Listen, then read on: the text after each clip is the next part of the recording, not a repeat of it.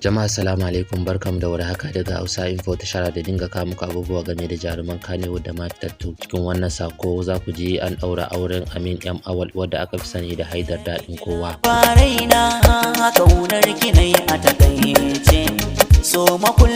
Masha Allah, an ɗora auren jarumi Amin M Awal wadda aka fi sani da Haidar Daɗin Kowa, yayin da yake godiya ga dubban masoya da abokan arziki da ma abokan sana'a da suka shaidi ɗaurin aurensa. Haidar Daɗin Kowa ya nuna cewa kasancewar jama'a da yawa wurin ɗaurin aurensa yana da muhimmanci a gare shi.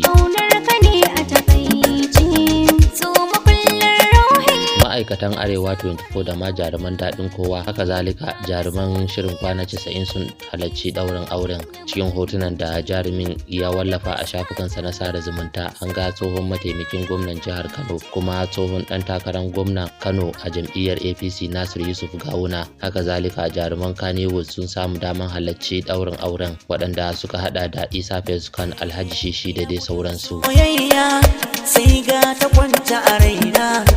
Kamar yadda jarumin ya yi godiya a shafukansa na sada zumunta, godiya sosai da amsa gayyatar da kuka yi domin shaida aurenmu, kasancewarku yana da ma'ana sosai a gare mu. Ina godiya da kyakkyawar goyon baya da alherinku Allah ya saka muku da alheri kuma ya saka muku da alheri har abada.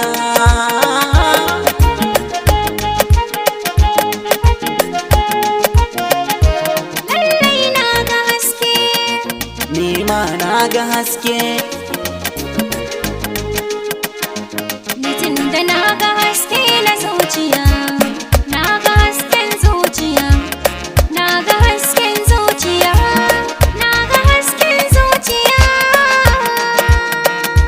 har abada, da'iman kin zamta hasken zuciya.